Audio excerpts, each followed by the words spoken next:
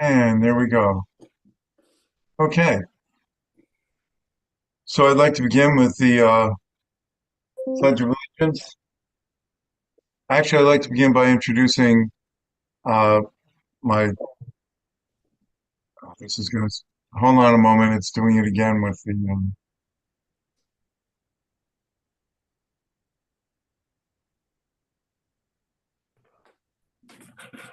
There, that fixed it. Whenever I do the recording, it tends to want to loop back and start talking to me 10 seconds after I say things. Okay, let's do this again. So first, I'd like to introduce the uh, president of the Creve Coeur Township Democratic Club, Sydney Jackson. Sydney and I co-host these meetings together, and I would like to have you join us in the Pledge of Allegiance. I pledge allegiance to the flag of the United States of America and to the republic for which it stands, one nation, under God, indivisible, with liberty and justice for all. Thank you.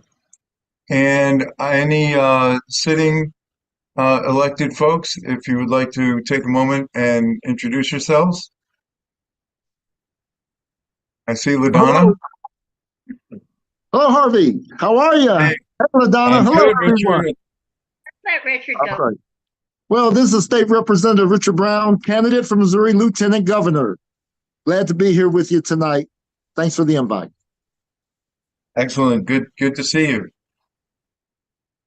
LaDonna? Yes, it's me and King Louis Bar. On video. Representative Donna Applebaum, and I'm really fortunate that this in 2020 do not have a primary or a general election opponent. So I'm going to go out and I'm going to help people get elected, help all the Dems that need help, all of our state and county, and we, Representative Doug Clemens and I will be having a joint fundraiser together because we want to raise money to help Dems get elected, and that's June 28th. You'll hear much more about it. That if you mark your calendar for a very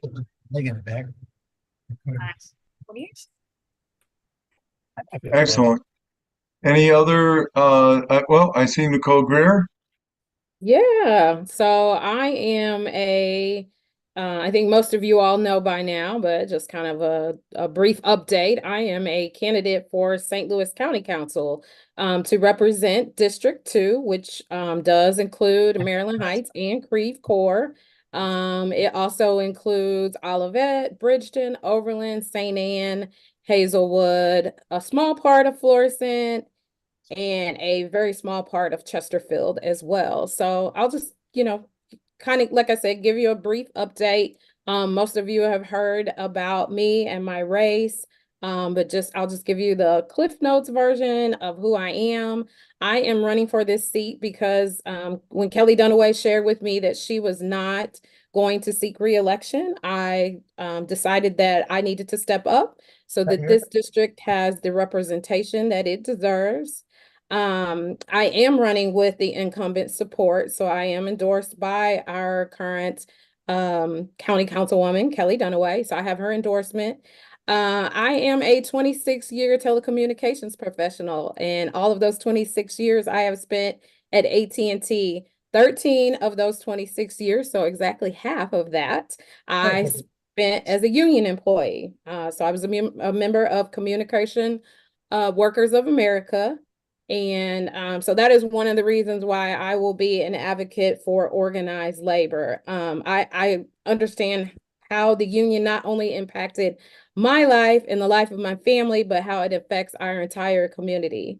I served as an inaugural co-chair of a racial justice organization in the West County area called West County Community Action Network.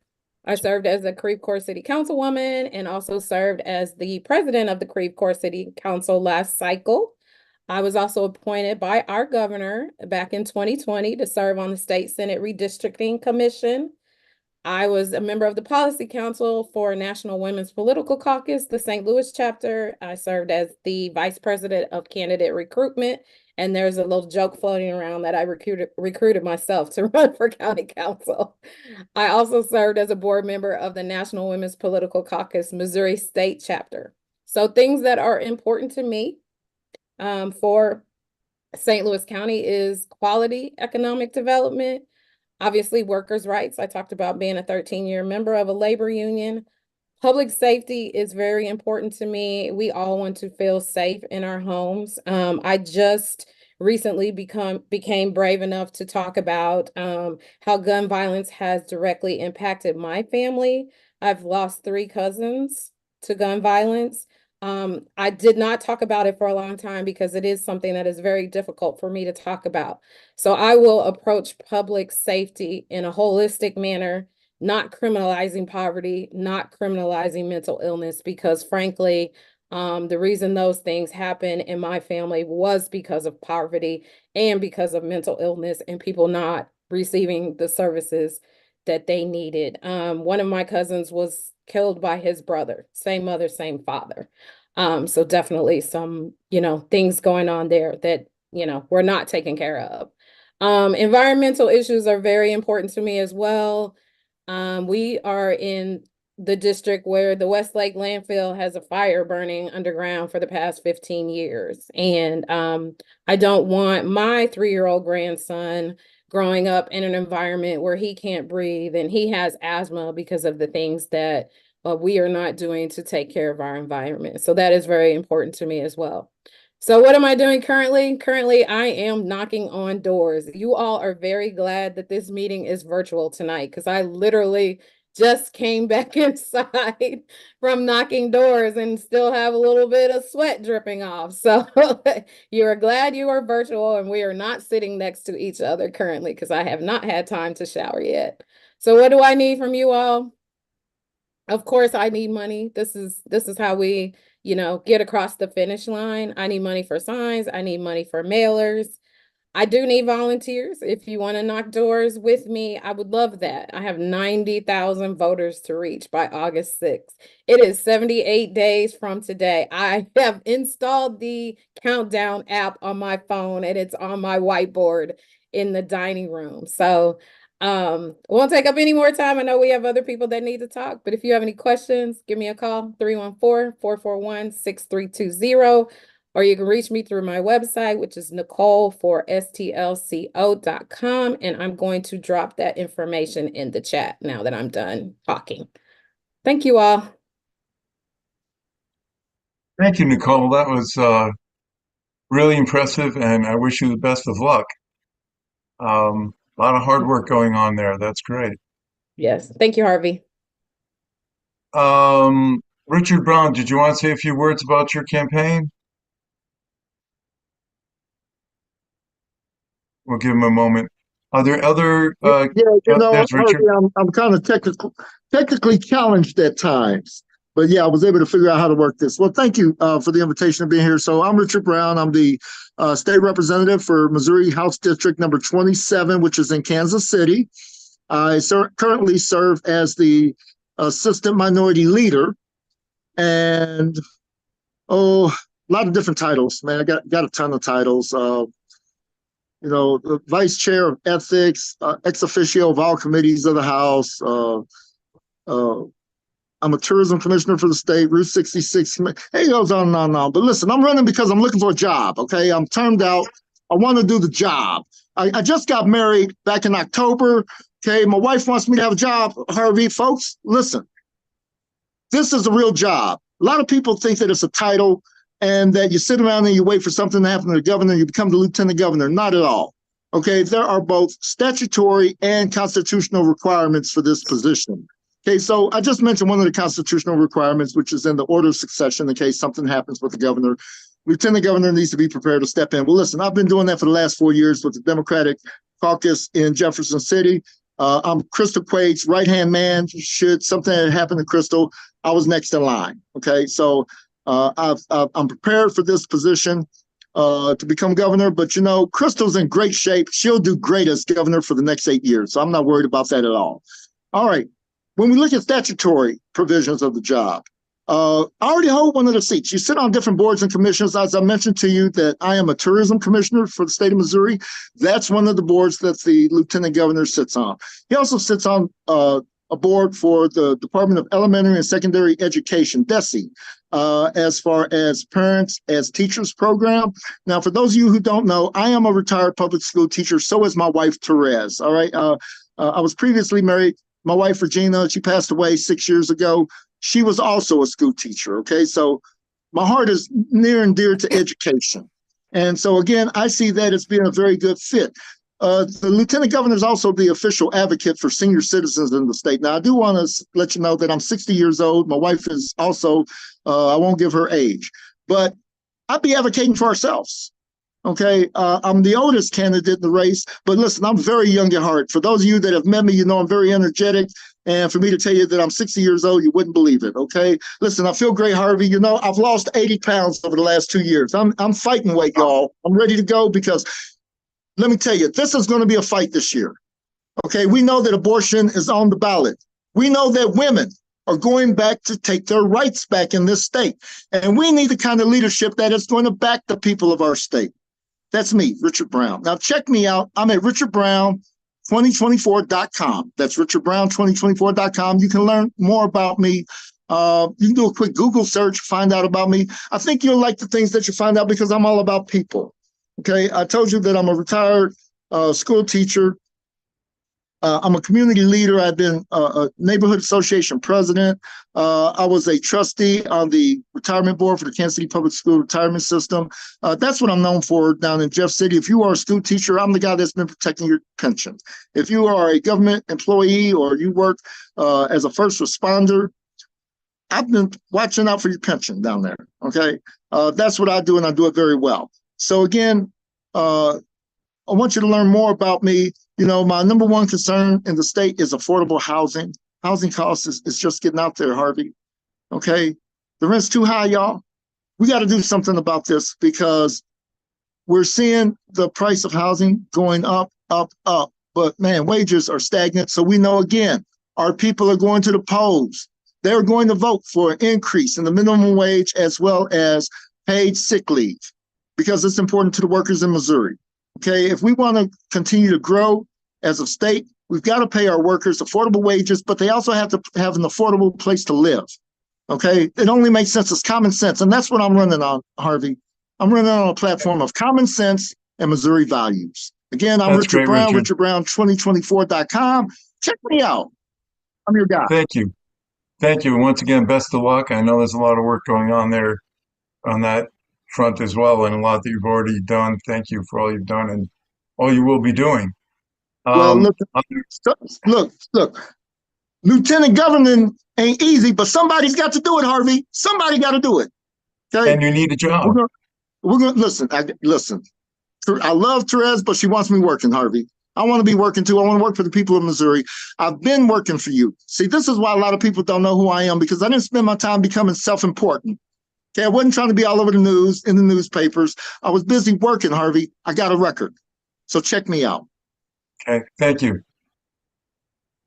Let's see. I know Connie Steinmetz is on. Connie will be speaking after Ray Hartmann. Briefly, if anyone has any announcements, I know LaDonna announced an upcoming political event. I have an announcement for a political event that I will share with you very briefly. Joe Peerless and Colin Levitt are having an event on May 30th at Hungry Planet. Two very good candidates. Joe Peerless has an opportunity in the Senate to take away the veto-proof majority. It's an open seat. There are Republicans in there in the race, but Joe is a very qualified and hardworking candidate. I wish him the best of luck. Are there any other announcements that people would like to make? Political events going up? Hearing none, I have one other personal announcement. I am going to be going to the Democratic National Convention as a Biden delegate. So that's a good thing. Looking forward to it. Okay, with no other delays, I will introduce our guest for this evening, Ray Hartman, who will be followed by Connie Steinmetz. Ray is running in the 2nd Congressional District. It's the most competitive district in Missouri. It is potentially a swing district. It's also nationally one of the few Republican-held seats that, despite gerrymandering, we have a chance of taking. With control of the U.S. House of Representatives basically at a 50-50, the voters of the 2nd District may be able to make a big difference in how our nation is run. Ray Hartman grew up in the 2nd District and graduated from Parkway Central High School. He founded the Riverfront Times at age 24 and built it into one of the top 10 news weeklies in the nation. With that, I would like to turn the floor over to Ray, who will speak and then take questions. Oh, thank you, Harvey. Appreciate you. You can see, first of all, I don't have anything as cool as Nicole being able to talk about being sweat. I mean, you know, she looks better. Like, I don't know. I'm not even sweaty, and she looks so much more like relaxed and ready to do this than I am. Thank you all for joining us, and inviting me to join you. You may notice I'm zooming from my car. While my story is as good as Nicole, I'm stepping out of this wonderful meeting to another one of the Franklin County Democrats at the Franklin County Courthouse. At least I hope it's the Democrats, or else I'm being taken into custody at the Franklin County Courthouse, hopefully. But I'm running against Ann Wagner in the 2nd District, and it is a swing district, and it's going to swing. We have every reason to believe that we are we're going to win this, and for a number of reasons. And we've had great candidates run against Ann Wagner before, but the stars are aligned this time for us in a different sort of way. I do have a little bit of name ID that helps me from 37 years on TV in the district, but most important, I think you all know, this is the most pivotal and important election of our lives. I don't care how many times we've said that before, it's true. Women's health and reproductive freedom is not merely something we need to protect now, it's something we need to restore. It is gone in the state of Missouri in particular, and in so many states around the country. The U.S. Supreme Court, which is becoming less and less respected by the moment as an institution, tragically, took away women's freedom. They took away the right to choose. And what we're seeing all over the country, and people are seeing it, including those who I'm talking to out in the district, in places like Franklin County, who considered themselves pro-life before. They are seeing women dying. They are seeing women being denied access to basic health care when they have a miscarriage. People are being left without care basically at the doors of emergency rooms with regard to people being so freaked out about doctors going to prison, people having us criminalizing basic reproductive freedom. And that issue alone is, with the fact that it looks like it's going to be on our November ballot in the state of Missouri, is going to drive people. So I'm very optimistic that we're going to be able to take that issue and so many more. And I want to be clear, our message is positive. I think we're the party, the Democrats are the party that reduced prescription drug prices to $35 for insulin when Ann Wagner and others voted against it. We're the party that brought infrastructure finally, after decades of talk. President Biden brought infrastructure, including to our district and our community. And again, Ann Wagner opposed that infrastructure. Although I should say, in fairness, I think she would be willing to take the time to show up at ribbon cuttings if there are any.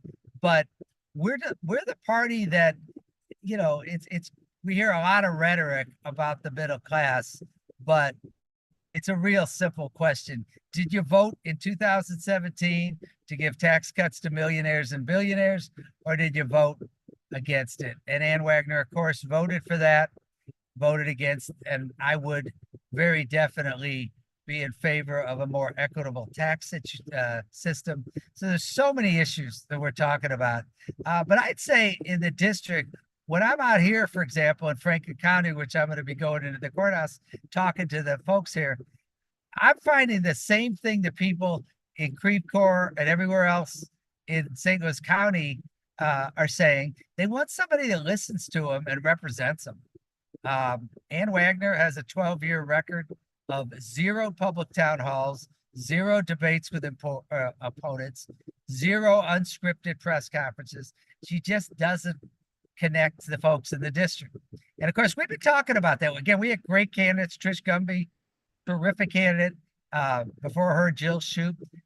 We've had good candidates, and they've delivered that message. But I think this year we're seeing not only an excitement about turnout that they were not able to benefit from.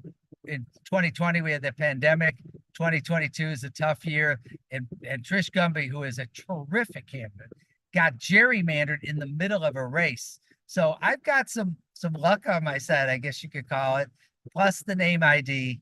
We really think we've got a chance at this. And there's an issue I want to mention briefly, and I want to open this up to questions because I want to hear from you more than I want to hear from me. But in I don't know if you follow, many of you raise your hand if you follow the news that the Senate passed compensation for radioactive waste victims in our community. Y'all, how many of you heard that news? All right, well, guess what? Ann Wagner, on the day it happened, March 7th, and like I said, you won't hear me say much good about Josh. In fact, you won't hear me say anything good about Josh Hawley, except he does deserve credit for getting this through the U.S. Senate.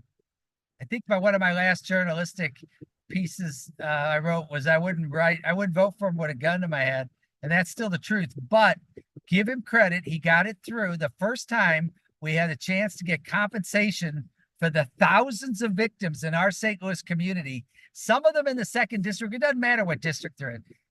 St. Louis's $3.7 billion with a B was earmarked to come in through this legislation to people who are suffering, who have lost loved ones, thousands of people with cancers and MS caused because they played in a creek. They played in Coldwater Creek, which was poisoned by our federal government from fallout waste from the Manhattan Project in the 40s. Well, guess who came out on March 7th, and you can Google it, see it in the Kansas City Star, who said this was too expensive.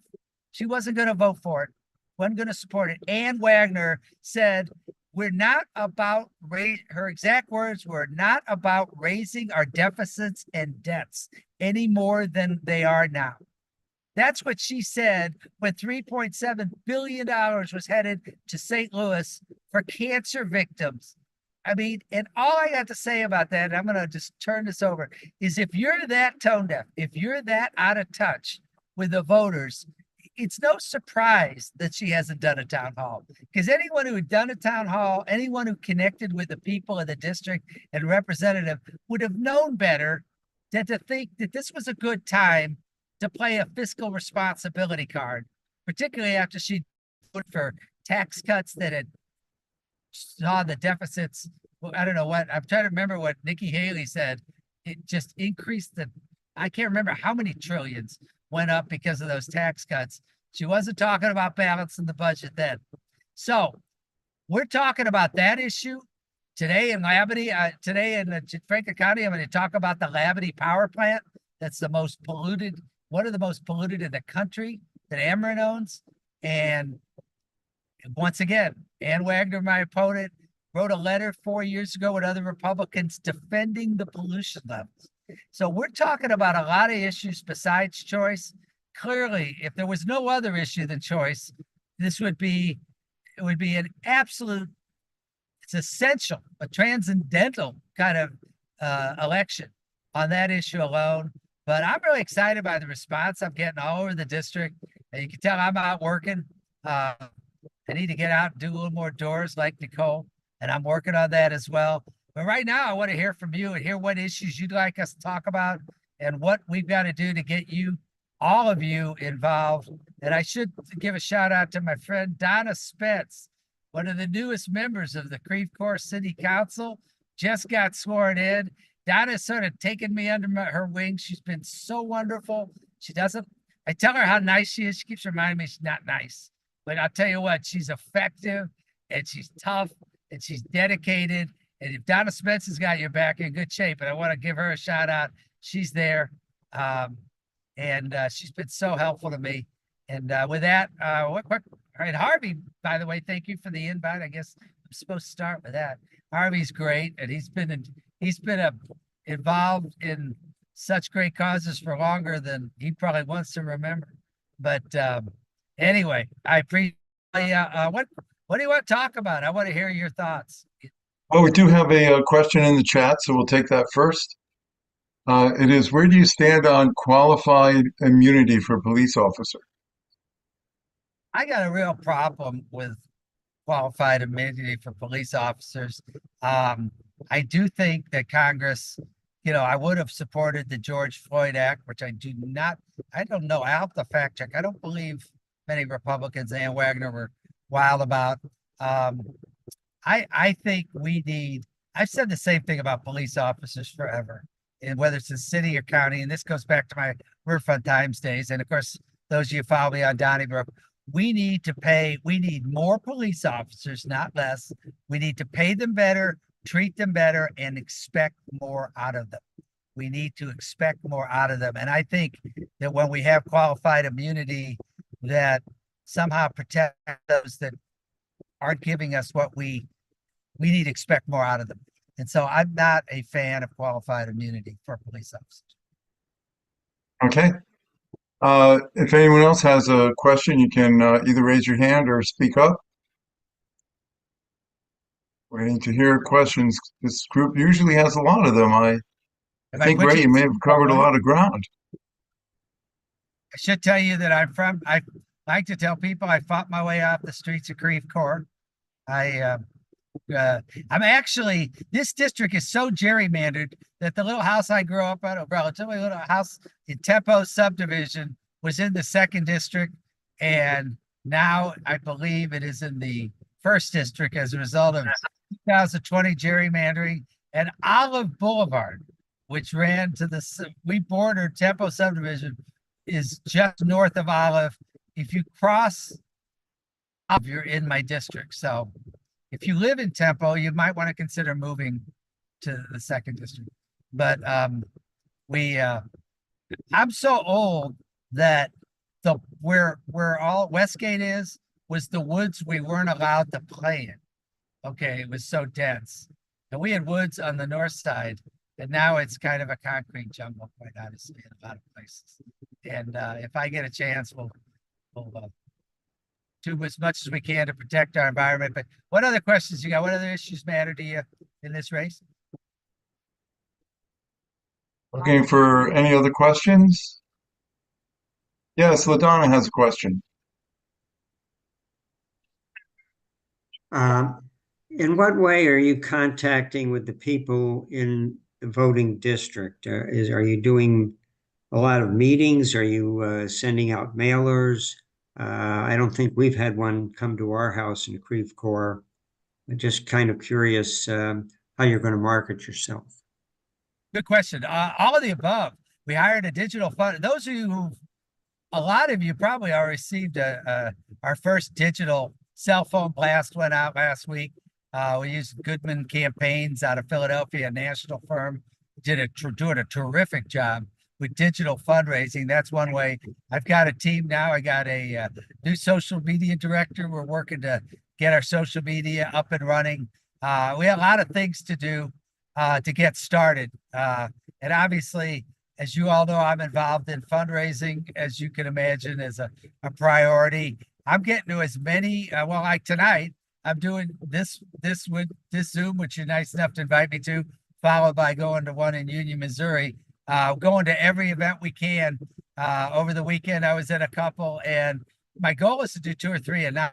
us, if any of you are interested in supporting me and are willing to host fundraisers in your home or attend fundraisers, that's a big way for us to get going. We have to, Ann Wagner's, you know, best skill set, I think most she would agree, is raising political campaign cash. She was chairwoman of the Republican Party about 25 years ago. She was co-chair of the Republican National Committee, and so she knows how to raise money. She starts with 2.6 million in the bank. We're not afraid of that at all, because I think we can raise. We're already raising plenty of money. Not plenty. We're raising a lot of money. Never plenty. But we're and so we're really we're off and rolling with fundraising. But any of you've got events you want me to attend, I'm doing everything we can to. We're just gearing it up now, but we'll be. I've never been known to be about getting out there. We're kind of taking our time as far as getting everything set up properly. But it's a good question. We're definitely going to be, you know, it's a 24/7 job, as I think Mr. Brown indicated. It's a you got to work. You got to work at. Okay, we have a question from LaDonna. Okay. I think I may be Donna. Is that Madonna? Oh, that's can't hear you. LaDonna, we can't hear you, although you're not muted. Can you speak up a little, maybe? Is that Madonna Apple? Are you muted? Hi. You can hear me, Ray? Now Yes. we can hear you. Madonna, how you doing? I'm doing good. It's like I feel like I just talked to you not too long ago. Yeah, I think you did. We did. No, so when you were talking about the fact that Ann Wagner has conducted a town hall or an unscripted press conference, that bothers me so much to my core.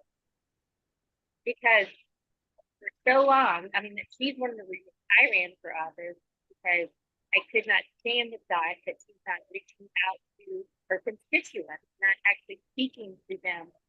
And I'm so glad to hear that's what you want to do. What do you have any game plan how you can request a to get her on stage with you and debate? Do you think there's any way possible to make that happen? We will. It's a great question, and I will say, I don't want to give away everything, because we're going to be aggressive about. We're not going to request anything of her, okay? But I've already taken it upon ourselves with some folks, and I won't say which ones, because again, they are nonpartisan. But I am making a concerted effort, and a lot of it's maybe because of my media contacts before. I have a lot of folks who traditionally are nonpartisan and hold debates. Let's just say I'm making a full court press to have them stage as many events and debates as possible. And we're going to be aggressive in urging, not people on my behalf, but urging people not to be dissuaded by the fact that Mrs. Wagner doesn't want to lower herself to show up. We aren't requesting anything of her, but we're going to shame her like she had never been shamed before for her cowardice and her, frankly, political malpractice. Because if you can't, Ann Wagner does not subject herself. She does not lower herself to interact spontaneously with her constituents. And I can tell you, I've talked to a couple that are going to vote for Donald Trump and me, okay, because of that. They don't appreciate that. And I know that I'm not going to actually form a Trump Hartmann pack. I thought about it. I thought, nah, that ain't good. But let me tell you something. I'm not leaving any voter behind. And the fact that Ann Wagner is like unwilling to lower herself, as the way I put it, to interact spontaneously. Now, let me be clear. If you want government by photo op, she's your candidate. I mean, she does photo ops. She gives great photo ops. Anybody comes near her office. I was told by somebody about a mayor who will remain nameless, who she showed up unannounced at that person's office and basically insisted on them doing a photo on the way out, and this person didn't even want to do it. And so my point is, she's good at that, but you don't govern by taking pictures. Ray, I'm sorry to interrupt, but part of my job is to keep you on time for your next appearance. Yeah, There's two questions that came up in the chat. One of them is, in your travels throughout the second district, what are people's opinions about January 6th? I mean, universal. I mean, and I haven't talked to enough people to make a sweeping claim. Everybody knows what happened. Everybody knows. All you got to do is go back to the, what was said by everybody after January 6th. This was one of the worst days in the history of our country. And it was very simple. It was an attempted insurrection launched by the guy who lost the election to try to stay in power. Full stop. And I think everybody knows it. And the people who got prosecuted for that, prosecuted, their charges were brought by grand juries. They were prosecuted. Many of them stood trial. I covered a couple hundred of those cases as a journalist for a Raw Story, a national outlet. They were convicted. They are not patriots. They are not heroes. And I think everybody knows it. One other question. Hopefully you'll have some time to illuminate this. Where do you stand on the Israeli-Hamas war and Biden withholding arms to Israel? Yeah, I'm glad you gave me. I was hoping you'd give me a non-controversial one. That's been a very tough issue for our party. Let me be very clear. First of all, I support Israel's right to exist, full stop. That's important to me. I do not support Bibi Netanyahu's right to political existence, okay? And I think Bibi Netanyahu, I think I saw somewhere his approval rating in Israel is in the 20s, okay? Bibi Netanyahu, and I happen to be Jewish, and I happen to be the grandson of people, my mother escaped from Nazi Germany at the age of 9. I don't talk about it much. She never talked about it. She died over half a century ago. But my grandparents were killed at Auschwitz. I'm not soft on anti-Semitism. But let me say this. Anybody that tries to, and the Republicans are now trying to line up with Bibi Netanyahu and act like if you support him and his, frankly, much of his illegal and immoral attacks on children in Palestine, that's not supporting Jewish people. Bibi Netanyahu is doing so much to set Israel's image back and frankly, the Jewish people back. So I think President Biden is doing the best he can. I would have loved to seen him more quickly and more strongly draw lines in the stand with Bibi Netanyahu. I hope he's trying to do that. People have to understand how complex foreign policy is. So it's easy to sit here in an armchair and criticize him. I really think he's doing his best. I do understand the frustration of people who stand up for the suffering in Palestine, as well as the suffering in Israel that happened on October 7th. So the bottom line is I support Israel, but I also believe we have got to continue to put every pressure on this right-wing government in Israel to come to its senses and its I don't know how to even describe the atrocities that it's perpetrating in Palestine. And I'm sure hoping we get there. I mean, it's like, one of the things that I think has been lost in all this is the biggest winner in Bibi Netanyahu's war is Donald Trump. He's doing it. And I think one of the things they want to do is divide us. And so I'm with President Biden with the caveat that we got to do everything we can more quickly. But I do stand with you. I will stand with the right of Israel to exist. And I don't think we should let this soften our commitment to Israel. Does that make sense? Thank you. It's my opinion.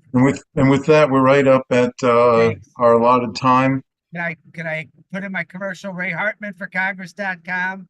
I think Donna Spence is around there somewhere. And if she is, you can talk to her as well. But we need your support, your campaign support. We especially need to hear from you if you're willing to volunteer, whether it's do postcards. We're looking for some folks right now for that. definitely want to do doors in Creve Coeur and in Maryland Heights. Well, actually, Maryland Heights, we might not be doing them because I think it's out of the district, but anywhere in the district, we want to do doors. So please help us out. I'm excited. I'm grateful for your time and definitely want to do that. So thanks. Thanks for having me, Harvey. Thank you, and best of luck. Thanks. Okay. Um, with that, before we go to Connie Steinmetz, it looks like Nancy Price has an announcement that we missed. Nancy, would you like to talk about the Arch City Defenders event? Is Nancy on? Okay, There we trying to go. unmute. Well, they're going to have, you can go to the website, which is, I also put there, but they're going to have 3 events and you can you can have a booth at any of them, presumably, until I get full or whatever. And it's about voting and things like that. But it might be something that different people here are interested in, because obviously you're interested in voting.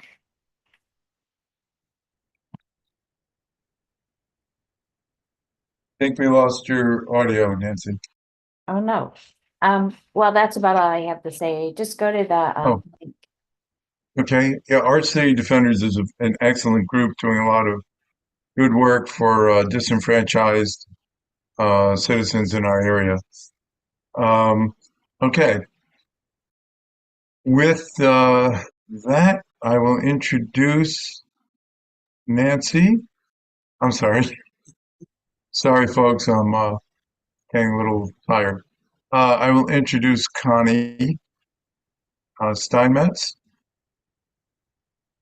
Connie Steinmetz has dedicated 37 years to education and service in the Hazelwood School District. Connie aims to expand her commitment to children and families to the state legislature. As an educator, she's devoted her career to nurturing the potential of every child. Steinmetz said in the 87th House seat, she will continue to prioritize the needs of our students and middle-class families, putting them ahead of special interests. She firmly believes that every student, regardless of zip code, deserves an education that helps them achieve their full potential. And she has a lot of accomplishments. She's served 6 years as president of the Hazelwood National Education Association. That's the school teachers union, on the board of North County Labor, and successfully negotiated raises for the district's teachers, ensuring students have the support of highly skilled educators. And with that, Connie, if you would like to take the floor. Well, thank you, Harvey. And Sydney, thank you for letting me come on and talk this evening. And you made me sound so good, Harvey. So thank you for that. So I am Connie Steinmetz, and I am running in the 87th district. I am the Democrat candidate for the 87th district. There are some Republicans that are running, but I'm like, go for it. Both men, go for it. Duke it out, fight each other, and spend your money on each other. And I'll just come up and take it away. So I'm not bothered by that. But because of the Republicans, I did hire a political strategist who has been amazing. And but yes, so Paula Brown is currently the representative in the 87th district, but she is not going to be running again. And so she like I retired last year, and about 2 weeks after I retired, she tapped me on the shoulder and said, "Hey, would you like to run for this?" And I'm like, let me think about it. Okay, yes, I would. And then I went down to Jeff City in September, and because I was still like, I don't know. And then I was in a couple of hearings just listening to them, and I'm like, oh yeah, I need to be able to go down to Jeff City and defend public education along with some other things. So ever since I'd been in that hearing, I am gun ho on making sure that we keep the 87th district blue. Paula ran when it was red. She flipped it. The last time she ran, she didn't have anybody running against her. But this time, I'm running, and we do have people running. We have to keep this district blue. So, yes, I taught forever in Hazelwood School District, and I taught kindergarten, I taught first grade, I taught second grade, I was a reading specialist, and then the last 6 years, I was the president of Hazelwood NEA, which is the teachers union. And during that time, well, we had the pandemic that happened during my presidency, but the one that still sticks with me is the closing of Janus School. If you're not familiar with Janus School, it is the school that was shut down because of the Coldwater Creek issues.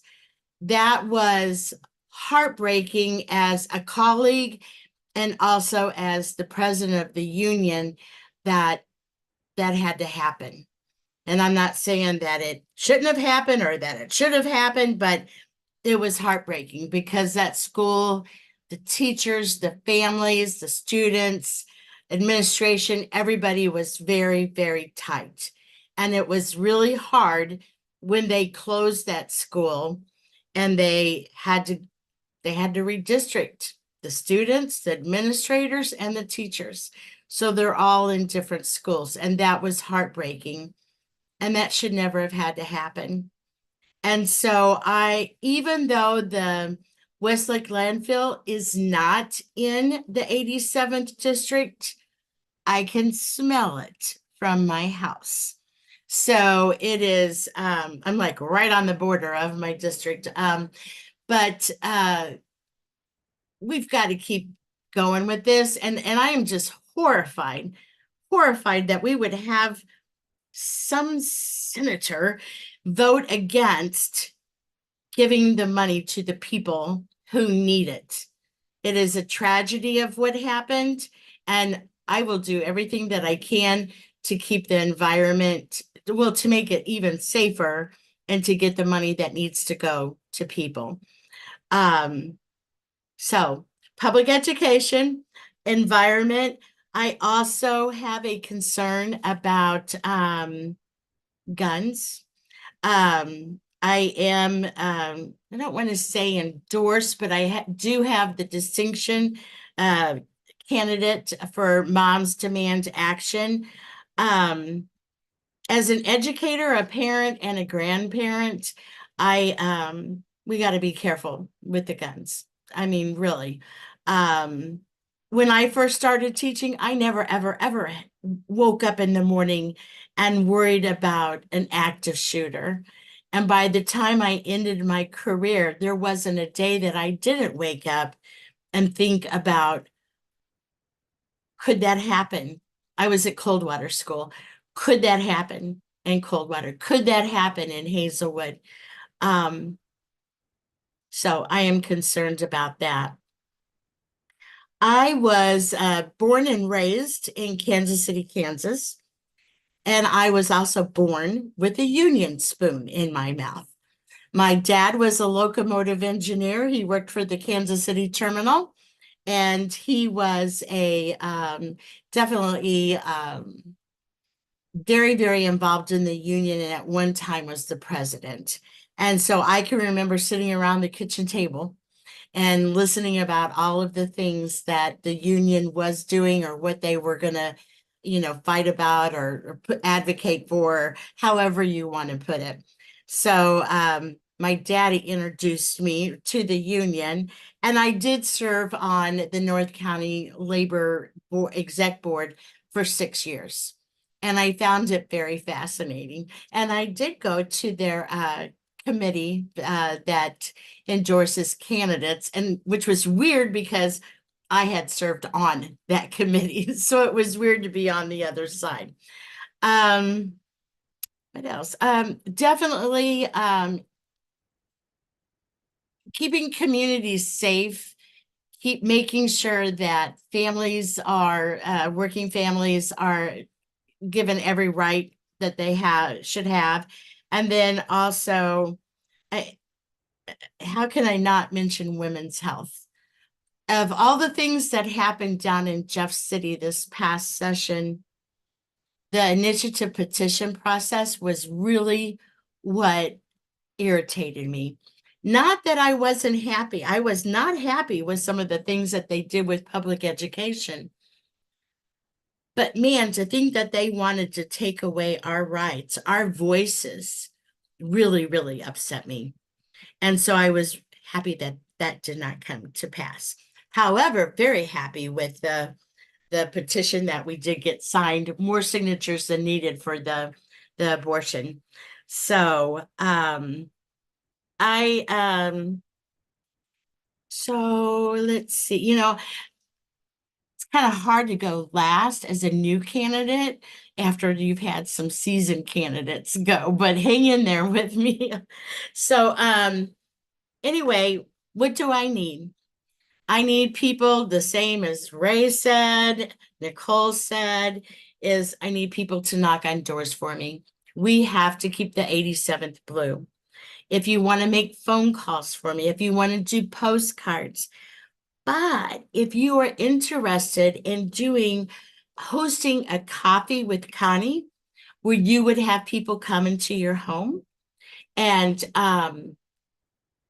it's a small gathering. We had one this last Saturday and it was wonderful. It was a small group of people, but I really felt like I could give them the time and the opportunity to tell me what their concerns were, what their issues were. And I really appreciated being able to hear what people care about and what needs to be changed in their minds. Past Representative Mary Nichols is doing a fundraiser for me on June 27th. And I can certainly get that information to you. And I've been knocking on doors too. Here's my little card. Here's the front of it. I do not like that picture, but I'm dealing with it. But I do like these pictures back here. So anyway, so you may be getting a knock if you live in the 87th. I'm sure you'll be getting a knock. We started Saturday and we were able to get about 400 doors, but we're going out on Wednesday. I will probably go out tomorrow at some point in time. So thank you. Thank you, Harvey and Sydney. I appreciate it. Any questions? If there are any questions, you can speak up or put them in the chat or raise your hand. Well, I have a question, kind of a similar question that was asked to Ray. What are you finding at the doors? What are people talking about?